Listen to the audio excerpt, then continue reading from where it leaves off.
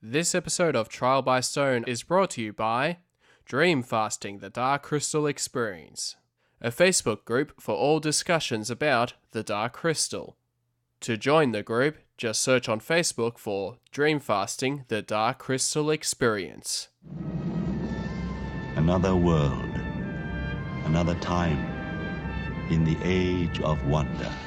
You are listening to Trial by Stone. Trial by Stone! Trial by Stone! This is what I came for.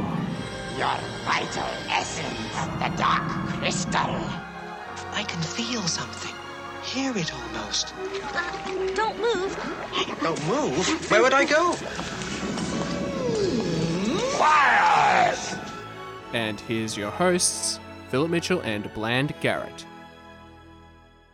So today, or this month, we're going to discuss about the Shadows of the Dark Crystal, which is a young adult novel that came out mid last year, written by J.M. Lee, who won the very first sort of the author quest that was part of the contest, writing contest for darkcrystal.com.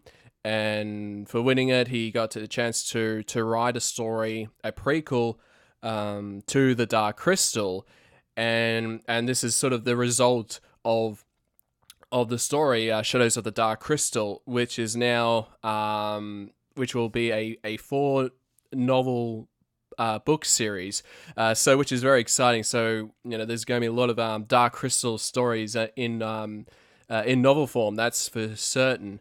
So, first of all, I just want to introduce everyone for this special roundtable. I'd just like to introduce Peter. Peter M., thank you for coming on the roundtable.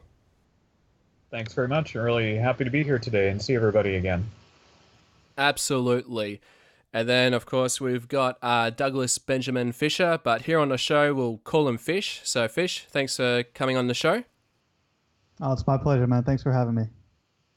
And of course, we've got Nancy Gray. Nancy, just want to say thanks for being on the show. Thank you for having me. Very excited. Thank you. And of course, my co-host, Bland Garrett. So, Bland, thanks for being on the show. And oh, definitely. Glad to be here and glad to get into this discussion. Yes, absolutely. It was very exciting. When the book came out and got the chance to read it so basically for this roundtable, we've decided to, I guess if you're new to the show, you can listen to our previous roundtable discussions that we've had in the past, in particular with the graphic novel Creation Myths. That's that's from where you probably heard Peter and Doug and Nancy, and we've had a lot of other guests to talk about to do with the Dark Crystal Creation Myths, the graphic novels. So definitely check them out. They're great fun. But let's go back to Shadows and Shadows. I just wanted to say Shadows does tie into Creation Myths. He actually has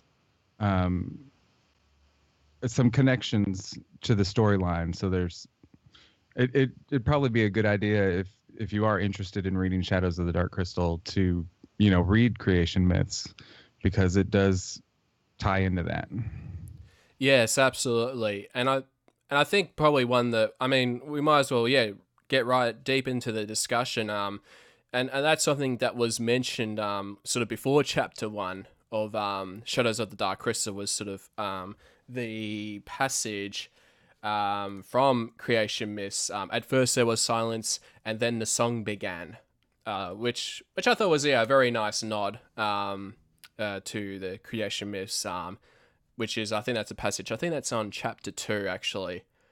So I thought that was Another thing I'd like to recommend for listeners is to read the PDF file from darkcrystal.com, the Gelfling Gathering, which we've been discussing on the podcast. It's a really good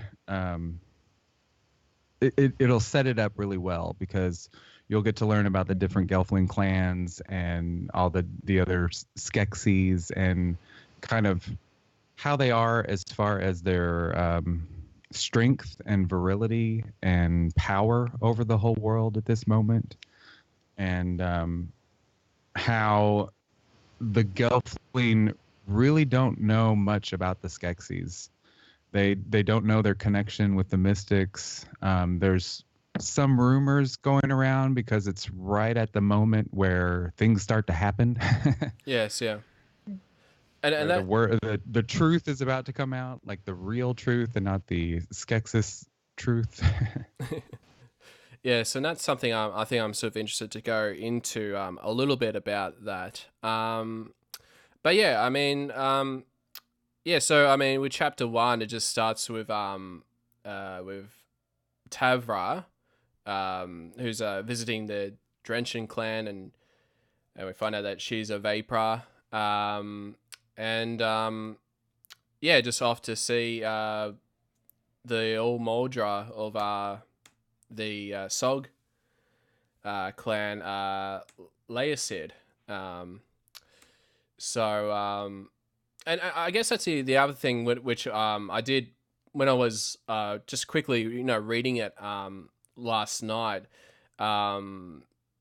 Especially I think the first 2 chapters, there's actually not a lot of dialogue. Like for me, like as a filmmaker, I'm used to reading scripts and stuff. So I thought, I'd be curious to see how it played through, with just reading the dialogue. And I think, even though it's like I think the first 2 chapters were very descriptive of the world. But of course, that's sort of that's sort of to set up, I guess, for things to come in the story. Right.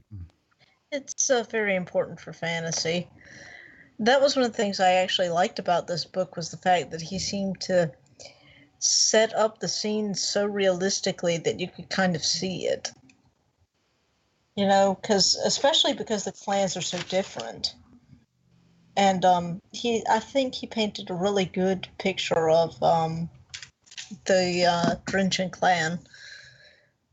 Yeah. And the differences between the two, between the Vapora and the Drenchen. Yeah, as introductions go, I thought it was a great, gentle introduction. I thought of it after I'd read the first 3 chapters as somebody gently drawing aside the curtain and saying, here we are again, but here's some really neat detail that you haven't seen before. So welcome back, or if you're new here, here's something that you enjoy, and it's not overwhelming. Right. I really liked how I like the language that he used. Like, yes, it is a young adult novel, but it seems to me more like it's an all-age novel, because for me, I don't read a lot. I don't tend to have a lot of time, but it seems like this was a quick read, and so the language still captivated me. I didn't feel like I was reading a children's book. He has a very colorful use. Yeah, that's exactly the way I felt. It was very easy reading. I'm not the most well-read individual of all time, but I thought this was very easy reading, and kind of like was mentioned before, it definitely felt like a homecoming to a degree. It's like, oh yeah, I know this place. I remember this place well. Yeah, absolutely. I'm also sort of in that same boat as well. Like, I don't do an awful lot of reading as well, and yeah, I did felt it was very easy to sort of follow through it, and even sort of like imagine these scenarios like in my head. And also, I guess with the whole language, I guess, of the Dark Crystal, the dialogue is always very I'd like, probably best way is very simple. So the fact that it's sort of incorporated into the young adult novel actually seems to be sort of a good fit, a good mold. Yes, yeah, for the book, series, yeah. One of the things I noticed that he's very good at not actually doing real world references, but he keeps the comparisons really vivid enough to kind of get the picture of how things are set up. You can kind of see it, even though he doesn't actually say this creature is like a butterfly. He actually says, these flying, the flyers and things like that, but he describes them in a way that you can still get an image, even if he doesn't mention the real world, which I thought was really interesting. Like, he doesn't say this is like a butterfly, but you kind of get an image of something sort of like a butterfly with two proboscises or something like that, you know? Right. I thought that was very good. Right. Like, he makes you very aware that the planet is teeming with life. Mm-hmm. His writing it kind of paints that palette of, hey, there's stuff going on, there's creatures everywhere. You have those, it's kind of like kind of goes along with the movie as well. Like the film, you have your scenes where there's all these little background creatures and little montage of tiny little puppets in the bushes. And I like how he did that. And also the short films touched a lot on those. Yeah, it took me back to the opening scene where we see Jen for the first time in the wild there. It kind of painted that picture for me, and I felt like, yeah, I'm revisiting a place I've heard of once before. And even for people who haven't read the movie, who haven't watched the movie, it's kind of nice that you can see what he's talking about and still follow it. Because I felt like he painted such a vivid picture that even if you haven't seen the movie, you can kind of get an idea of what these things look like. So that really impressed me too. Yeah. Something I want to point out before we actually go into the storyline. We actually, and I think I mentioned this before during the creation myths discussions, but Jen and Kira really have no reflection on what Gelfling culture really is. Kira was raised by the Podlings. She does remember her mother pushing her into a tree, and she might remember more before that. There's probably more that we hadn't seen in the dream fasting scenes. But, Jen only remembers the shadow and his master lifting him up during a Gartham raid. So all we know is of the Gelfling ruins and then what the Podlings have taught Kira and maybe what the Uru have taught Jen, but really we know nothing about Gelfling culture as of yet. So J.M. Lee actually is writing Gelfling culture. Like, he is creating that, which I thought was really interesting. Yeah, no pressure, J.M. Lee. yeah. And that's the thing I sort of liked about I guess especially with the Gelfling Gathering document that sort of helps knowing what different cultures are, but it's also in it is actually also in the book at the end in the appendix section, which gives you a description of all the different Gelfling clans, so it's nice to sort of have that details, and I guess the glossary as well.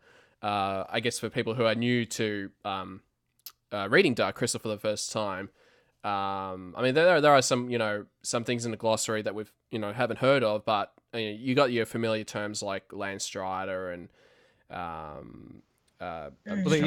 they each have a sigil animal. Is that how that's? Mm-hmm. Yeah. At the very least, that gives you a framework to kind of build things on, which he definitely builds on the Drenching clan a lot. I mean, it gives you a framework, but at the same time, you have to put your own imagination into it and, make it really come alive. And I think that this book really does that.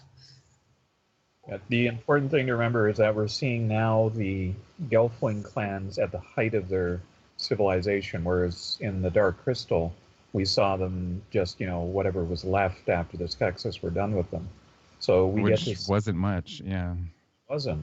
So the curtain pulled back wide, and although the focus, as Nancy said, is on the Drenchen, we get to hopefully see a good overall picture of what the Gelfling are up to and how they actually lived, instead of, two survivors in Jen and Kira. So I'm really looking forward to the rest of the series for that. Yeah. Yeah, I think that's probably something that's sort of unique to this book series, is really going deep into the Gelfling culture from their point of view, essentially. compared to I guess the other stories, whereas creation myths has always been from the storyteller's point of view. I mean, you still had quite a few Gelfling stories in the mix.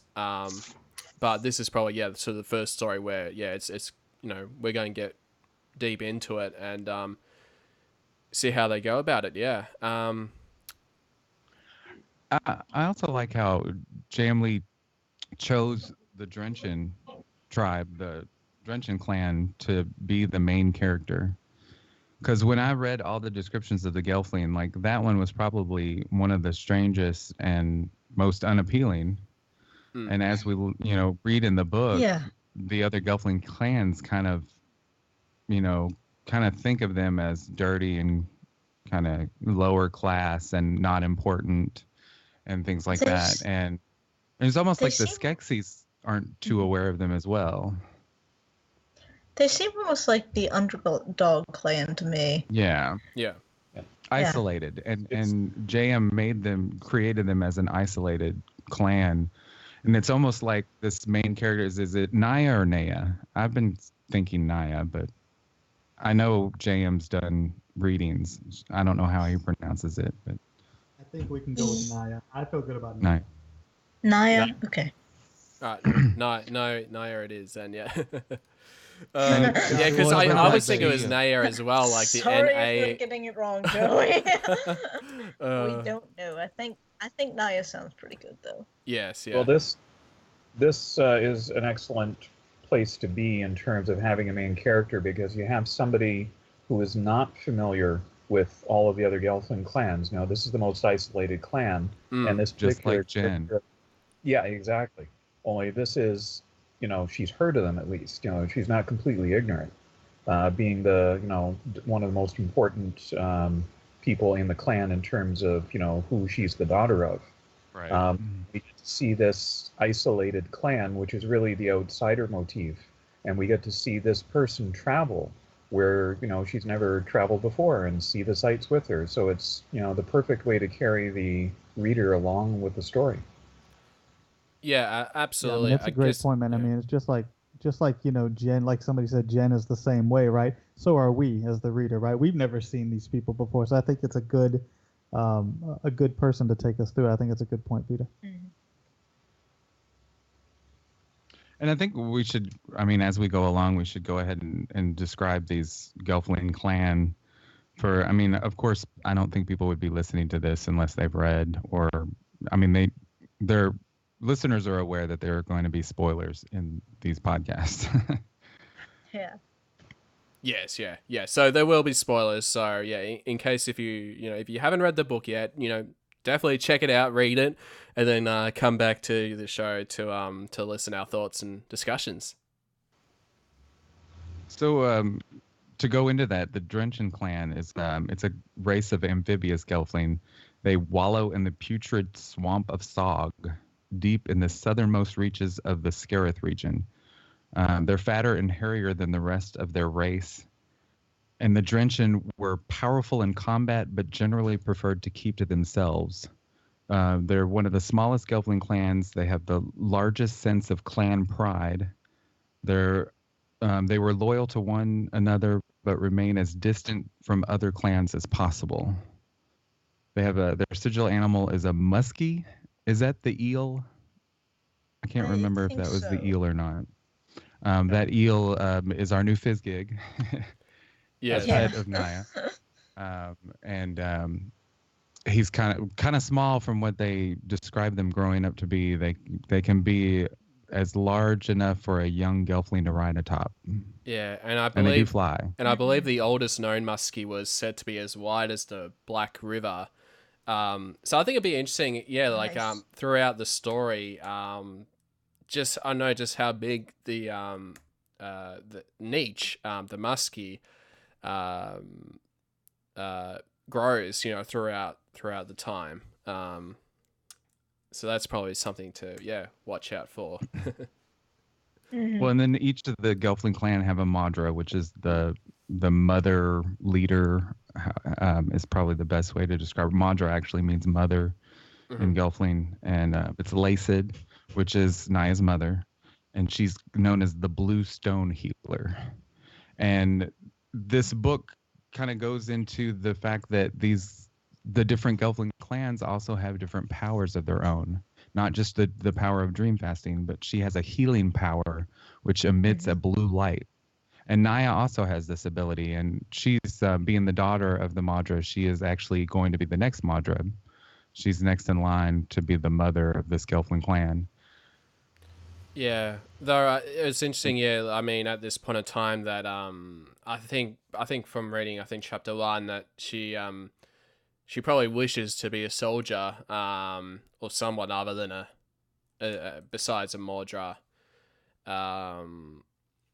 Probably, I guess, jealous about her brother, that he got to be, the castle guard, for the crystal and whatnot.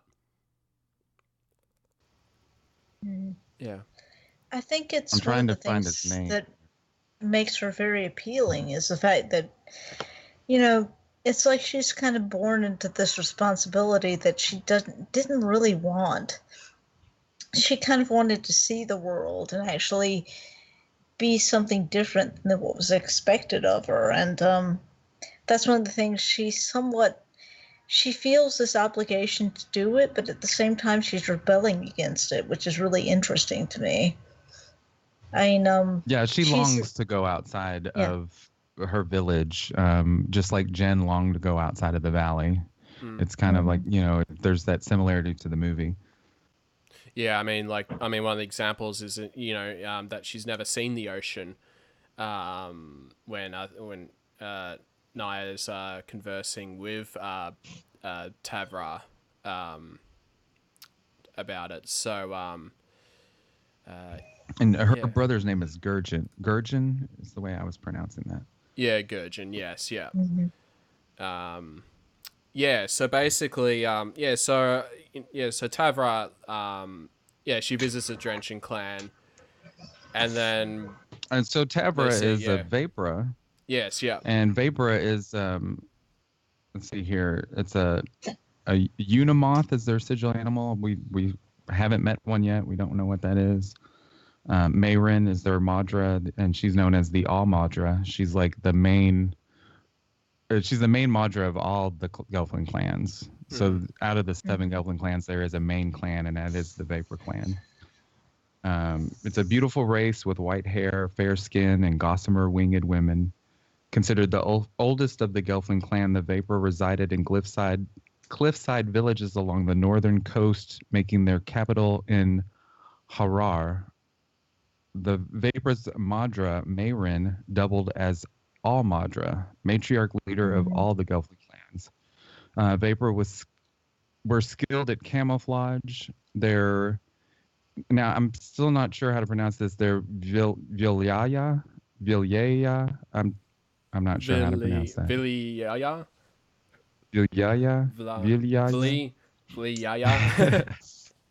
They focused on light-changing magic, allowing them to become nearly invisible. So apparently they can become transparent or invisible. Or the camouflage. They have a camouflaging power, yeah. Yeah, no, which and is... this, my theory is that Kira is a descendant of the Vapor clan because of her, fair skin and blonde hair. Yeah, an ability to hide, yeah. I get that feeling too. Do y'all think that Jen was one of the Drenchen clan? I thought about that. Like maybe he didn't have dreadlocks because he was never in a SOG, in the SOG. But I just think about where he's placed, with the mystics and whatnot. But I didn't know if that was. I mean, obviously he's been moved since the Garden. Well, the thing is that he doesn't have gills. That's. I think, and he's not the greenish hue or the grayish hue. I honestly think he might have been more of a Jara Jin descendant. There's later in the chapters, there's a long song about Jara Jin. So he would be Stonewood. And his name is Jin. Right. I think that there's definitely a connection there. Yes, it would be Stonewood. The Stonewood clan is where Jara Jin is from. So it's And I mean, guess what? Since we're talking about it, we might as well mention it. Their sigil animals, the Fizzgig. Their Madras, Farah, the rock singer. The clan was proud, ancient people who dwelled on the fertile lands near and within the dark wood. They made their main home in Stone in the Wood, the historical home of Jara Jen. Many Stonewood Gelfling were valuable guards at the Castle of the Crystal. They were farmers and cobblers and makers of tools, and they were inventive but pastoral, like their sigil animal, and they were peaceful but fierce when threatened. Mm. So they really don't go into too much of a physical description, but I mean, yeah, with Jara Jen being from Stonewood and Jen possibly being a descendant of Jara Jen, then yeah, I mean, that makes sense. It Well, just also seems like a good connection to me. Go ahead, Nancy. No, that's what I was saying, that it seems like a good connection. It kind of ties the movie into the books, which it just makes me think that Jen was probably of the Stonewood clan and possibly even a descendant of that character. I could be wrong, but it just seems almost like an obvious connection to me, even with the names. So that's just what I think. Pull a fast one on us because nobody likes to be predictable, but I'm betting on the Sifa because the Sifa are known to be very lucky, and quite honestly, Jen in the movie was really, really, really lucky. True. Yeah. Very true. I like the Sifa clan. That is so what I wrote about in the story.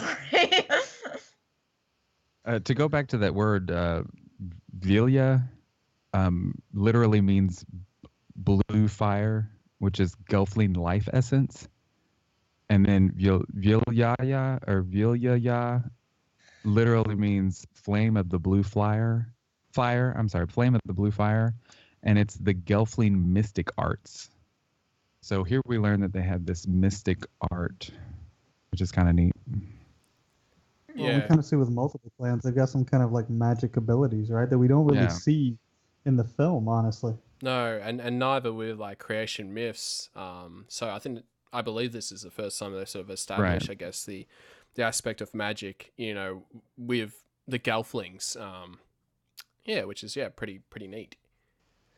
Which ties into their essence. That word of their Gelfling mystic power is from, it contains the word that means essence. Yeah. And so I guess, so basically, like in chapter 2, so, and also I think the other thing that was interesting in chapter 2 was the mention of, we got the 3 suns, and also we got the three moons. Yes. And he mentions those a couple of times. There's in the video game, The Dark Crystal, that came out in the early 80s, the Apple IIe game, Roberta Williams' Sierra Adventure. There's a little riddle. I can't really remember the exact wording, but there's a riddle that you get from Ursu that you have to tell the answer to Aughra about. And it talks about the brother's suns and the daughter moons, and I think the answer is daughter moons, but it's all goes into that. So he kind of ties it into that old video game too. I didn't notice. Didn't realize about that. So, yeah. And the world, even the world of the Dark Crystal book with the Book of Aughra, it doesn't go into Gelfling culture that much at all. No. All it really mentions is what we know from the film, which is not much at all. And so, I kind of like to think of these novels as like painting the Gelfling, like giving us the background of the Gelfling. Because here it is, we have this main character, and we really know nothing about Jen and Kira. Yeah. Or their ancestry or anything like that. Yeah. And then I just had a thought, if there's you got the great conjunction with the with the 3 suns. I wonder if there's actually be interesting if there's been one where it's like that version but with 3 moons aligned. I wonder what would happen. It's called the called the medium conjunction. Yeah. Yeah. Well, we do have lesser conjunctions and minor conjunctions and great conjunctions. So I guess we could have a. Yeah. I don't know if they would just call it a lunar conjunction or yeah. I wrote in my notes as the Great Moon conjunction, but that's probably a bit of a lame name. The lunar conjunction. Yeah. The lunar conjunction. I like that one. Yeah. Mm-hmm. I liked that about them having triple suns and triple moons. That seemed interesting to me. Mm-hmm. There's a lot of triples mentioned in this. It's like in a later chapter they have a dream and it's talking about having someone on one hand and one on the other, and I was thinking that's 3 people. It's the number 3 seems to be something that recurs in a lot of these stories, which I thought was also interesting. I think that keeps in line with the mythology, right? Mm-hmm. There's all kinds of 3 symbolisms throughout the film. The lamps in Skektek's Chamber of Life, there's 3 lights within it, and then there's just 3s everywhere. Awesome. Well, the number has many balanced connotations to it, so even if you just look at it in terms of story, having a main character with 2 supporting characters or 3 main characters, it's very easy to balance between them without actually focusing on just one. So, love triangles, it's a great number to work with in so many ways. Mm-hmm. Yeah. And I'm just trying to think, and also I guess like in 2s as well, you got the Mystics and the Skeksis, and I guess in the story we got Nia and Gurjin, and they're actually both twins. Mm-hmm. Yes. Yeah. So yeah, it works in 3s and 2s or 2s and 3s. There was an interesting line that is it late? Oh, I can't think of her name. Lacid, the Madra of the clan, her mother. When they were talking about her brother, he was a little fearful about going to the castle, and they said that it would probably scare some wings on him. Mm. And I thought that was an interesting little possible foreshadowing of an explanation of how the ruins had the Wall of Destiny had a male with wings. Like maybe it's possible for a male to have wings, but it's just not that common. Like maybe it's not gender identifying, even though mostly women have wings. He doesn't really have wings, though. I kind of thought of it as, you give the, modern term, but, it's sort of like would put hairs on his chest type thing, right. Or put, in this case, since this is the opposite gender, put hairs on her chest. It's kind of what I was thinking. It seemed almost like it was not poking fun at him per se, but kind of doing that reversal, because in one of the interesting things about Gelfling society is it's matriarchal. So right. Putting wings on his back kind of makes it sound like you'd be almost in a better role by doing that, Mm-hmm. Make him a little bit more powerful in a sense, which is what I got from it, at least.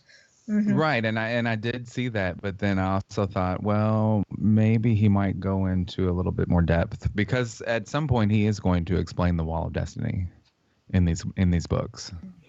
Mm-hmm. Yeah, and I think that's sort of something like that, where it might lead to the Wall of Destiny prophecy.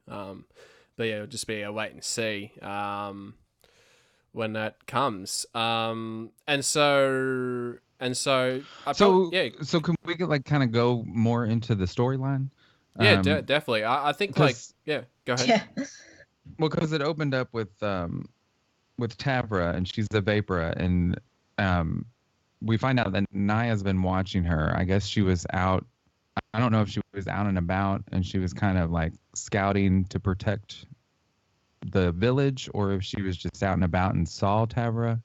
But she's been following her kind of secretly, trying to she didn't want to approach her and help her. She just kind of wanted to see what was going on. She was a little standoffish and followed her to the village. And coming to find out, Tavra wants to, see the Madra, and there's a reason why she's there. And we find out that it was because it pertains to her brother. Yes. So I don't know if people want to. I don't want to just take up the whole discussion. Oh no, I don't mind at all. Like no, it's all good. Yeah. But come to find out, her brother was with another Gelfling who fled the castle. Yeah, Rian. Yeah. And Ryan. Yeah, Rian, which he is mentioned in the Gelfling Gathering. So there's this whole note from him. From the Gelfling from the Gelfling Gathering PDF, where he talks about how the Skeksis, they're not telling the truth. They have this chamber of life, and they're doing these horrible things to Gelflings, and he's basically found out the truth of what the Skeksis are doing to Gelflings about taking their essence and whatnot, and he has fled the castle to spread the word. And so the Skeksis have gotten in touch with the All-Madra of Vapra to send a soldier. We find out that she's actually a soldier. Tavra is a soldier to the Drenchen clan to find out where he is, because they're looking for him, and they figured, well, he probably fled back to the village. And I thought that was interesting too, because they were looking for any allies of his as well. So they may have not known specifically about his sister, but I almost feel like they were kind of going to look for her. Maybe we also know that they haven't been taking censuses of the Drenchen clan. Mm-hmm. So the Skeksis aren't really interested in them just yet, but now that a Drenchen has actually fled, because a Skeksis hasn't even visited the Drenchen clan as far as Naya knows. Mm-hmm. And it's on the list, probably. Yeah. Mm. Yeah, probably the Drenchen will be on the last of the list with the whole census thing. Yeah. So. Well, I found it interesting that we're immediately introduced at the start of this book, the first few chapters, to a Gelfling soldier. So we have this comparison to Naya, who is not a soldier. And then we have her meet somebody whose, job and life is, warfare in a sense. And we don't really get a sense of what, a soldier means in terms of being a Gelfling soldier. But it's certainly, violence of some kind. And, how does Naya react? Yeah, she carries a sword, so. Yeah. Did anyone else get the impression that Naya and Tavra, that they're character foils of each other? They just seem like total opposites to me, but, that might be a little off scale, but I think that some of the characteristics about Naya, like the scene where she's actually standing up to the Nebri that's been kind of corrupted by the dark crystal, that she's standing up to it, and Tavra is always constantly trying to basically flee from it, even if it means leaving someone behind. It just seemed to me that their characteristics were almost total opposites, and even her clan versus Tavra's clan seemed very opposite to me, because Tavra was totally just uncomfortable there with the Drenchen, which was kind of entertaining in some ways. Well, if you think about it, she comes from the Vapra, which is like the oldest and like the top Gelfling clan, and the Drenchen are pretty much, as we know now, is like kind of considered the lowest. So she's kind of a snob, Tavra, because it kind of shows this social status that the Gelfling clans have amongst one another. Well, it's a really neat balance. I'm glad you brought it up, Nancy, because we have a soldier who is out of her depth, and we have a Sog who is not because they're not exactly foils of each other, but I can see how you would definitely apply that to them if you see, you know, them getting together in the swamp, meeting, and like, well, what's up with you? Why are you carrying a sword? And, you know, why are you green? But with the soldier versus the essentially a healer, you have a less physical description, which I appreciated. We could have gone with, you know, Naya's first view of Tavra being a beautiful, unearthly like Gelfling, you know, pardon the phrase, but a Gelfling who is, you know, completely beyond anything you've ever seen in Sog. And Joseph doesn't paint that picture. He shows us a soldier who is different, which I liked. Right. Yeah. It's like you have this light and almost seems like they could be really delicate Gelfling, and then you have this like Gelfling that's more of a, I mean, that she's an earth tone, greenish, grayish, greenish. They're always, you know, in the swamp, in the Sog, isolated. They seem to be more earthy, whereas the Vapors seem to be more air and light. But then you have this soldier, which kind of, you know, yeah, I like that.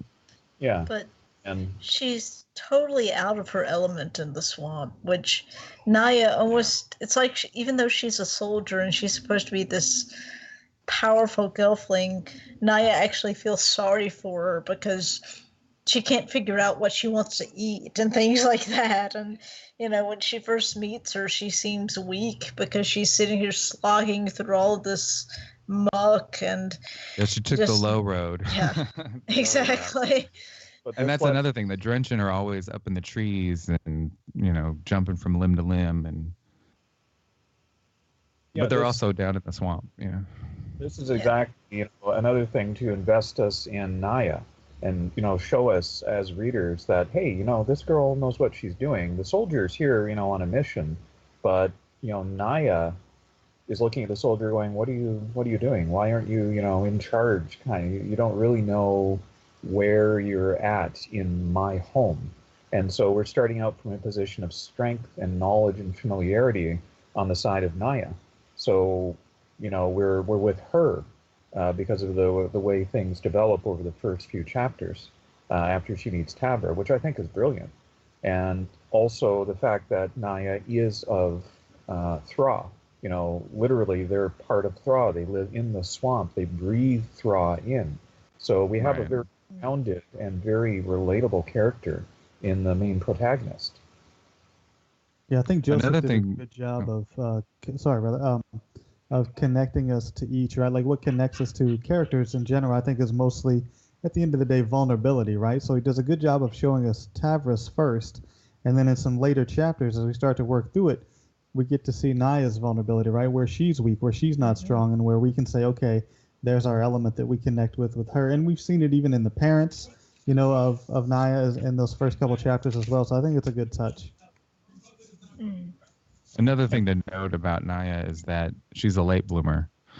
She doesn't have her wings yet, and her younger sister does. So that's one of the things that's kind of always on her mind a little bit, is that she doesn't have her wings yet. Absolutely, yeah.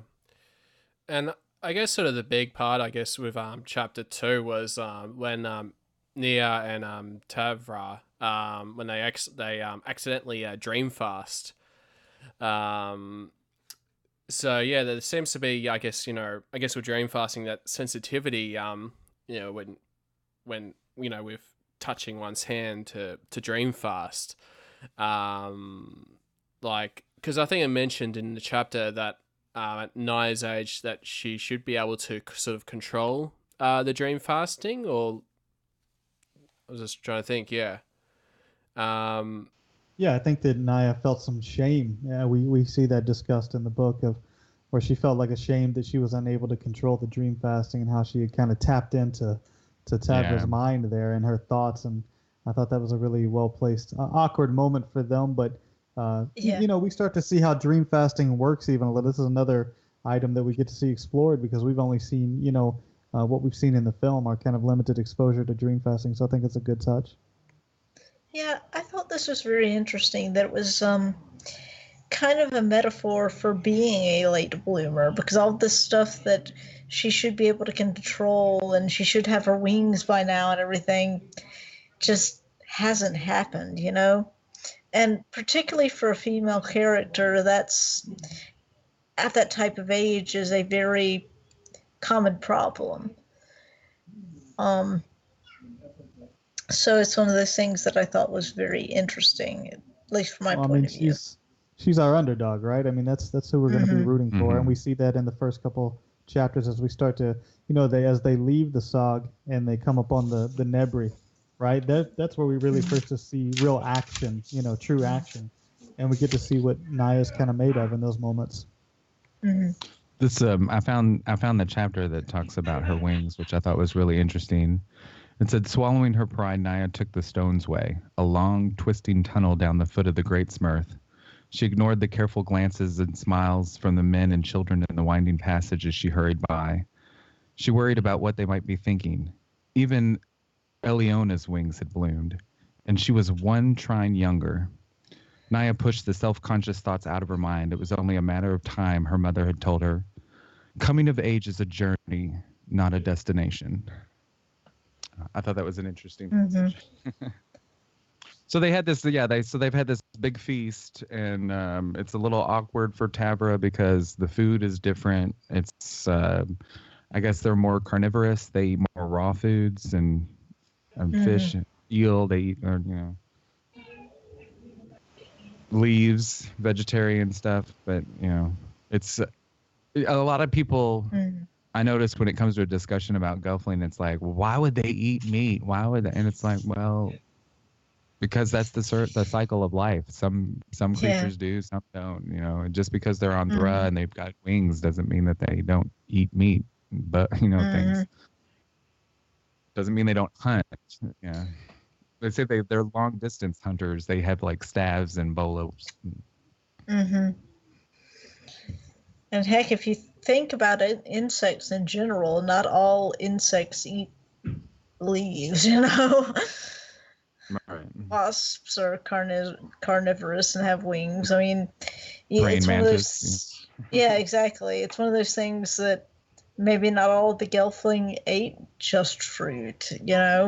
It's kind of hinted at that even like the Sprighton clan, even though they seem to eat more fruit, they were the more the ones that actually created weapons and things like that. And Bola is technically a weapon for subduing a prey. It made a lot of sense to me that the Drenching clan, especially being so isolated and living in a swamp, would be more carnivorous, I mean, lots of swamp creatures are. Well, it makes you wonder about Kira, too. Like, I know that the podlings don't necessarily live in the swamp. It's like Kira hangs out in the swamp, and then there's that they take the Black River to the podling village. Kira is skilled with the Bola Whip, as we know. So is that something that she learned from the podlings, or is that something that she just picked up? And is it possible that Kira might possibly be a descendant of both Vapra and Drenchen? Could it be that at some point, when all the chaos and all the Gelfling are being hunted, they ended up the villages or the clans kind of just joined together, and so then they had more interbreeding? That's an interesting idea because in the movie, her wings do kind of look webbed if you look at them, And they were talking about the Drenchen having webbed wings because it made them able to kind of glide through the water more easily and glide through the treetops. But at the same time, they have her sit on the throne, which I got the impression was possibly even the Vapra throne. So initially I thought she was probably Vapra, but the more I thought about it, she does have webbed wings, so it's possible it could even be a product of both.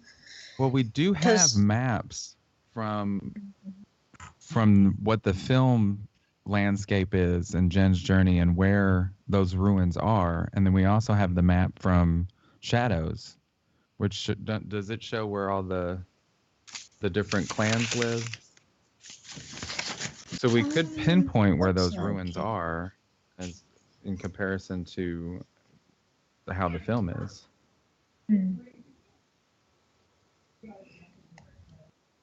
Well, I know someone did an overlay at one point on the Gelfling Gathering group on Facebook. And that'd be worth looking into. No, they could not yet have been built. It all depends on where the story goes with it. Yeah, that's true. Yeah, I would think like probably later on in future stories, they'll probably add more of those landmarks and locations and a bit more in detail, that sort of thing. That I would imagine. This is also the moment in the book where we get the first illustration from Corey Godby.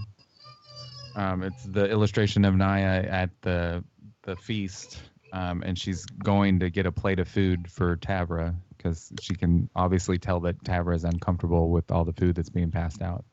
Yeah. Niche on her shoulder. Yes, yeah.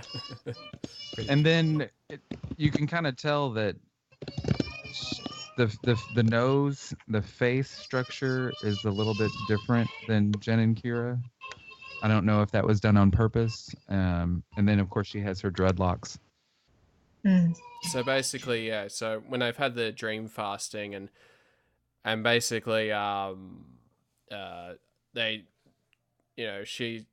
Naya tells her parents about what happened, and so they decide to try and arrange a meeting to talk with Vabra or Tavra about about the dream fasting and I guess sort of why she is here.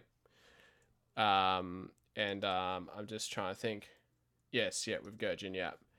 And Gurjin, every time he comes to visit the village, has always just gone on and on and on about the castle and the Skeksis and how great it is and all this elaborate everything and how exciting it is.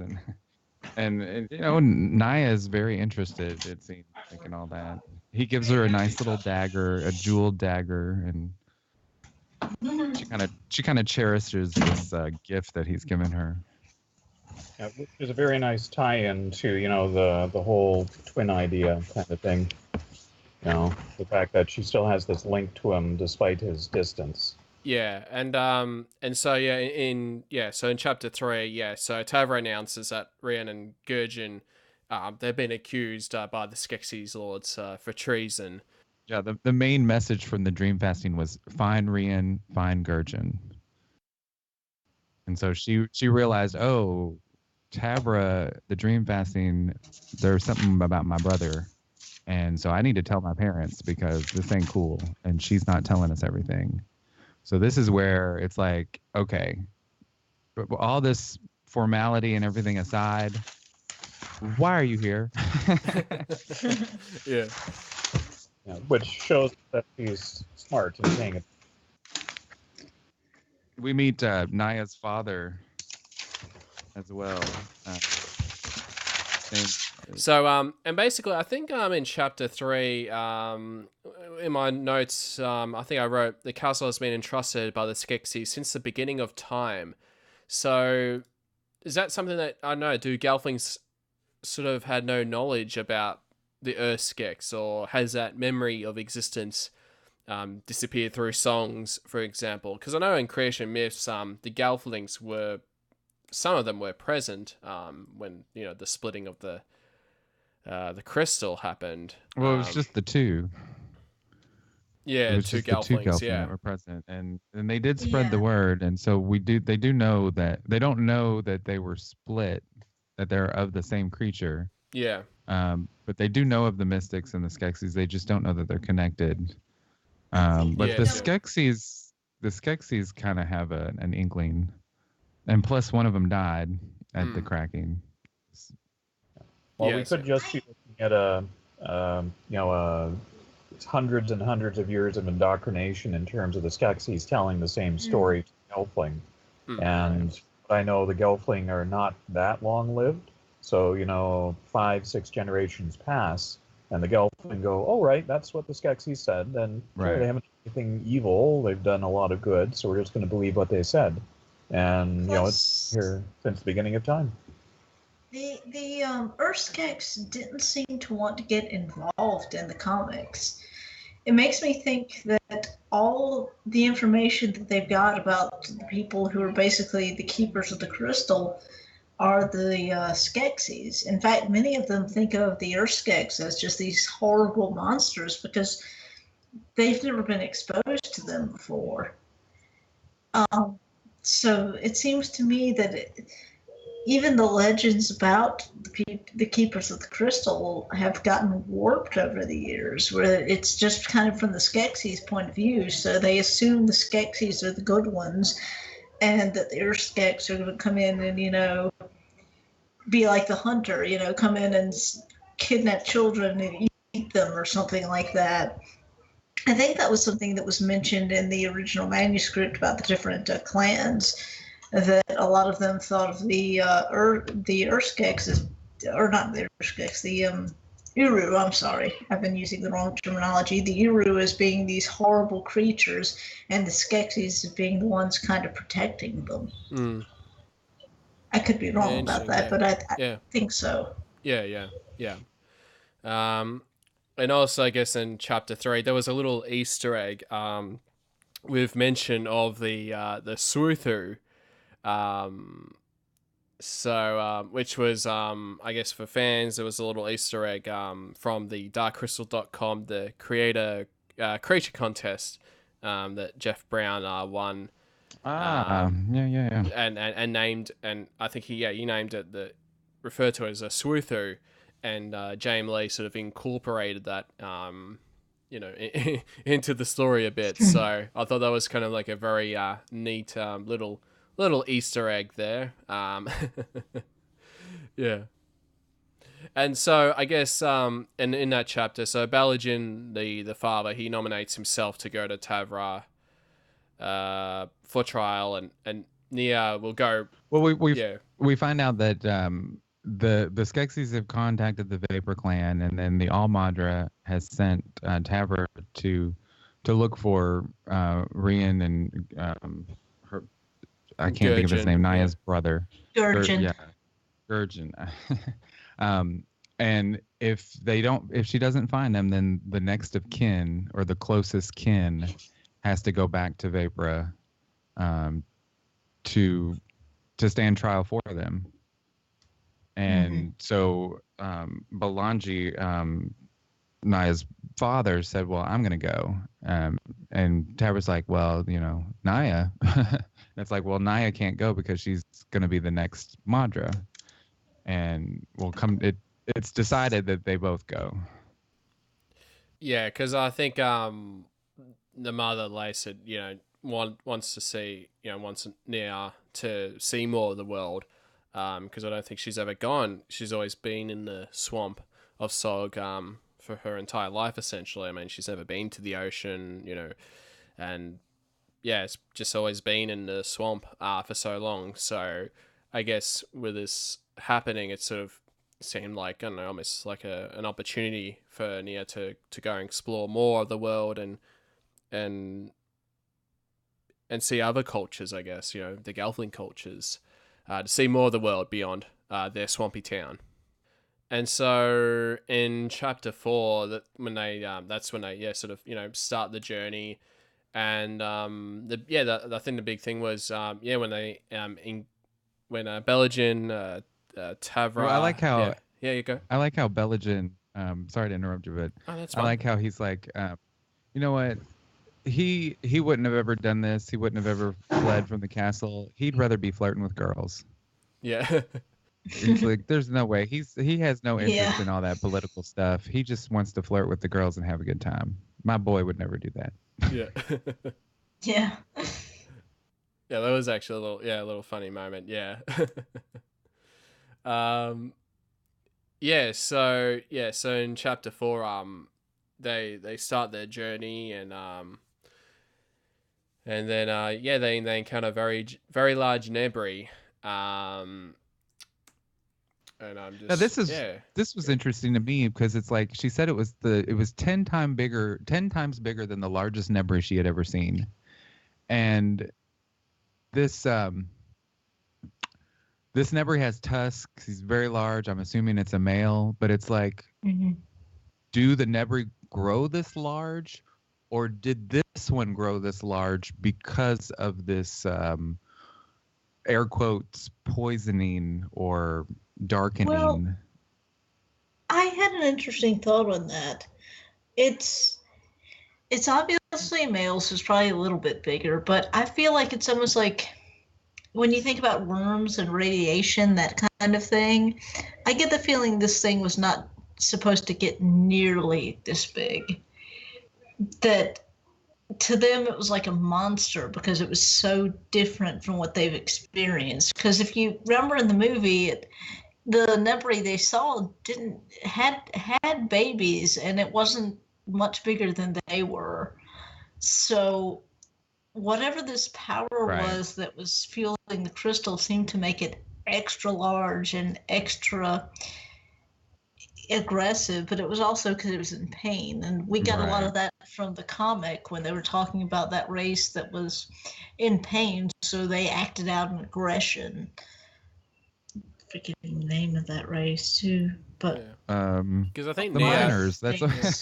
Yeah, thank you. Just the miners would act out an aggression because they were in pain. So this thing had been warped to be even bigger than it used to be, and in so much more pain that it was like a monster, even though it was just a Nebri. And it kind of makes you wonder about the power of the crystal, that it was almost toxic, like radiation or something like that, and was actually warping the wildlife. Well, when it emerged, I mean, they were running along the tree limbs. They were in the trees, and he kind of goes into Tavra using her wings and how powerful she is to leap up higher into the trees, and then out of nowhere, the trees kind of. He paints that picture of how the trees are alive and they move and whatnot. And so it's like when this Nebri burst out of the swamp, all the trees wince in pain and kind of freak out themselves, and it jostles them all. And then the Nebri starts to attack. And this is the next image. The next image from Corey, which I thought was really nice. I didn't even know it was a Nebri when I first saw this. It's big. Belangi, he's got his staff out. He's getting ready to fight it. Tabra's got her sword out. Naya's in the back with Nietzsche. It's an interesting image. And it's a little slightly different than the one in the Gala copy. Or the Gala copy. It's in the Gala copy, Tabra's wings are out. You get to see her wings.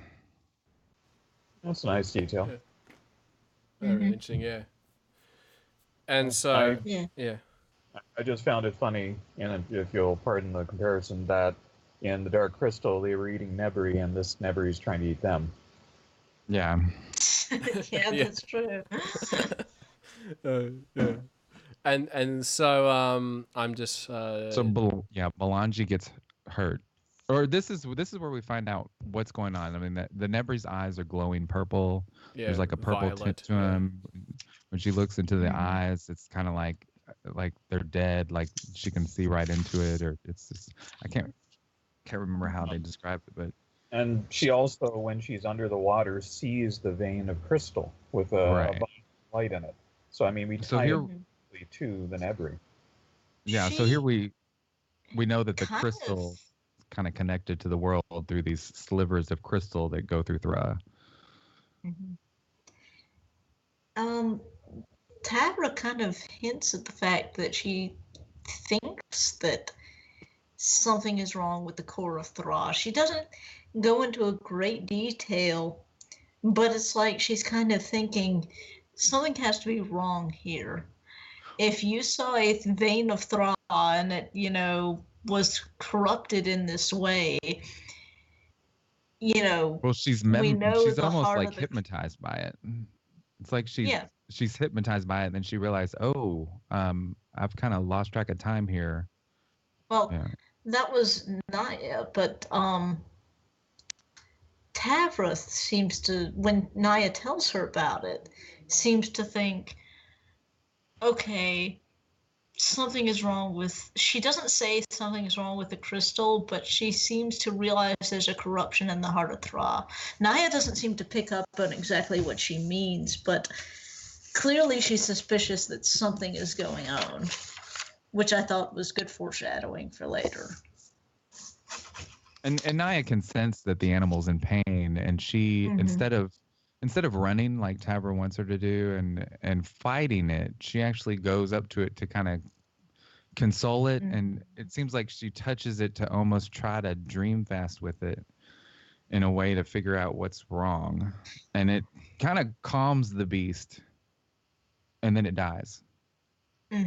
Yes. Yeah. I thought that was one of the big differences between her and Tavra, was the fact that she, even though she was scared of it, and even though she knew it was dangerous, to protect the others, she was trying to draw it away, and she actually was the one to approach it.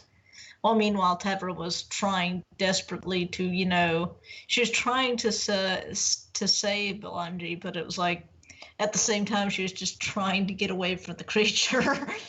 So. Well, it's like the good comparison of the warrior versus the healer, right? The warrior is built to survive, and or kill if need be, and the healer is meant to connect and kind of meet them where they're at and heal whatever the pain actually is. So I thought that was a good comparison again, even in that heated moment for those two and their personality and or clan styles.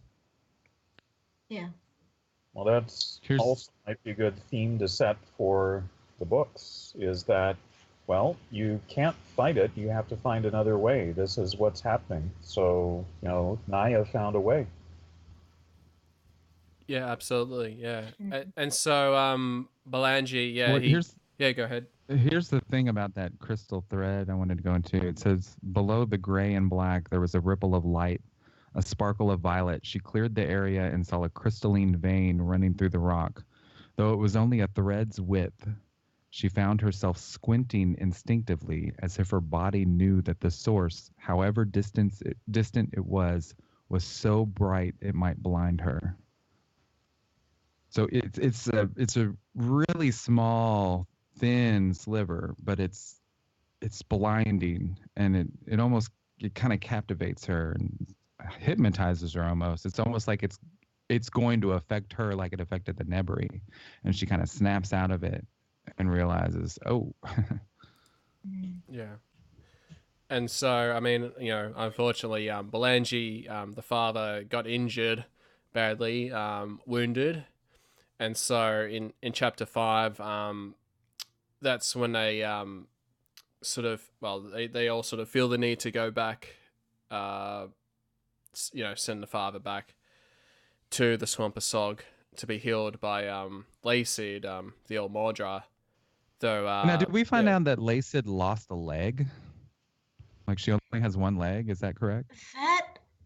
I thought that was strange too, because I didn't remember any mention of it from the previous chapters, but he did say something like, if she can lose a leg, I can get this minor wound, and I'm like, right.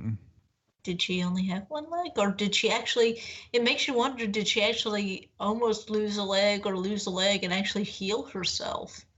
Because she did have the power to do that. We also he never mentions her walking around. She's always like in a hammock or seated. True. Or, That might be a thing. I just never picked up on it until the second reading, and I was like, that's interesting. So it makes you wonder if she just does have one leg, or if it's something that she healed up, like a grave injury that almost took her leg. Well, and here we also find out that Naya has that power. Right. I love in this moment how we get to see Belangi, like, just a classic. He's like, hey, are you okay? You seem to be bleeding out. He's like, oh, I'm fine. It's fine. But seriously, y'all better take me home. It's only a flesh wound. Yeah. Oh, hush. Like, I need my pipe. What was this pipe made of? A nebri tusk? Is that what it was? It's made out of pride, Bland. Pure pride. Well, it's a good thing that, the Madra, who is, one of the greater healers in Thra, it seems, isn't able to heal everything. So we do see that there are some limitations. So it's not magic as much as a natural ability for that particular clan. And it's not capable of working, miracle level things, but it can still do a lot. So it sets sort of ground rules for it. It says, if she were here, it would be much better. I've only just started learning Vilyaya from her. So Naya does have that power, but she's just learning it. So Belangi needs to get back to his wife. Pretty much. He's still bleeding. So not only has Belangi been wounded, scratched by a simple nebri, as he referred to it, but Tabra has also broken a wing, it's knocked out of joint or socket, and she re-straightens it, and she, it's going to heal. Her wing is fine, but she can't fly anytime soon. So there's a big argument about who's going to continue on to the Vapor Village and who is going to go back with Belangi. And so they, after a little coercing, it's Naya is going to be the one to continue the journey. Tabra actually wants to go back and let the Vapor know about what she saw in the bottom of the swamp, how this thread of crystal was all purple and this nebri was somehow possessed or poisoned. Yeah, and yeah, Naya decides to go alone and head forth to see the All Madra about the trial of her brother, and that just as something that it's her priority more than ever, and feels a delay would sort of hinder. Hence, why she decides to sort of go forward, I guess. And I kind of like this. Go ahead. The way she shows her the way is through dream fasting. Yes, I was about to say that actually. Yeah, I really like the I felt like was a great plot device. It's sort of dream fast the directions to Nia how to get there. Almost like an alternative to actually having a map. So whether it's like instead of having maps back then, they would just dream fast directions. It's like mental GPS. Yeah. It's almost like the Matrix. Like, let's download how to fly a helicopter. Okay. Yeah. Throughout this whole book, J.M. Lee does some really interesting things with dream fasting. I don't know if anyone else thought this, but when she touches the Nebri, she actually, even though it's an animal and she can't get any real things from it, it's almost like she dream fasts with it because she gets a vision of what it's feeling and why it's feeling it. Well, and I thought that was interesting. Well, according to the World of the Dark Crystal, you can also dream fast with objects, which is how he ended up with the Book of Aughra, the manuscript. J.J. Llewellyn, the mystery writer of the World of the Dark Crystal book, but he dream fasted with the fragment of the Wall of Destiny that he found, and that's how he learned all this stuff about the world. So yeah, you could even dream fast with objects and things. Yeah, there's a lot of that goes on. I'm not going to spoil anything for you, Bland, but there's a lot of that goes on in this book that he uses dream fasting in a very interesting sort of way, I thought. And, it's like that accidental dream fast. They got all these visions of things that she wasn't meant to see. And then when they actually, I guess you could say consensually dream fast, she's able to kind of show her the way and, not leave any of those things in, which is also interesting. Well, and that's another thing going into the whole thing about Gelflings. We really don't know much about them. The only dream fasting we really know is about what Jen and Kira did, which was also accidental. Mm-hmm. Yeah, it sure was. Yeah. Very true. Yeah. But then they also do in the movie, they also do like a long distance dream fast where Kira is being drained of her essence and she calls out, and Jen calls out and it's like, Kira, fight them, fight. So there's almost like a long distance dream fasting at sometimes. Mm-hmm. And so I guess really, I mean, at the end of that chapter 5, that her journey now begins alone, which is sort of a nice little parallel to Jen, you know, in the Dark Crystal. But then I did thought about that. I mean, Nia does have Nietzsche, but yeah. So yeah, just a little thought about that. Yeah. That's true. That it does seem a lot like there are some parallels there because she's out of her element now too, and she refers to a lot of the times like thinking of her swamp, thinking of Sog, and thinking, gee, it's almost like just wondering what her sisters are doing and what her mother's doing, and feeling just totally out of her element, and missing her hammock and missing each and every ape knot tree and things like that, which you know, kind of make you feel for her because she's homesick. And Jen was the same way. He was out of his element and didn't know anything but basically living with the Uru and totally on his own. So I guess we'll wrap up the discussion of Shadows of the Dark Crystal with chapters 1 to 5.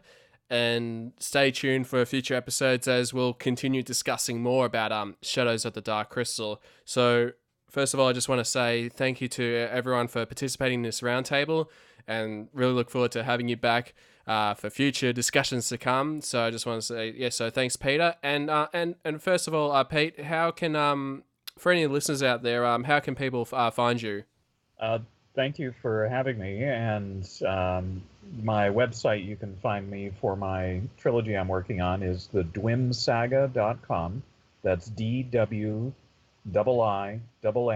saga SAGA.com. And you can follow along as I work my way through the 3 books. Excellent. And for yourself, Fish, how can people find you? You can find me at facebook.com/fishrocksmusic. Excellent. And Nancy Gray, how can people find you? Thank you for having me, and you can find me at nancygray.net, working on a trilogy called Blood Rain, with the artwork actually done by J.M. Lee, who is an awesome artist and author, and, the artwork on the cover. And you can also find me at nancygray.blogspot.com and at Facebook at Writer Nancy Gray. You've already taken too long, Gelfling. Hurry! At last the crystal calls. It is time to return to the castle. The crystal calls! To the crystal chamber!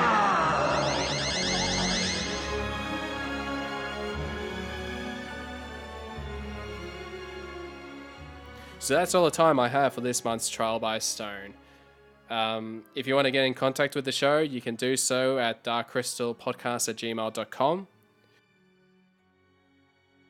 You can like us on Facebook at facebook.com/darkcrystalpodcast,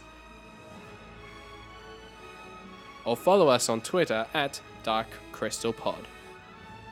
If you like the show and you think that others would love it, then please spread the word and even give us a 5-star review on iTunes. I hope you all enjoyed the show and come back next month for more Trial by Stone.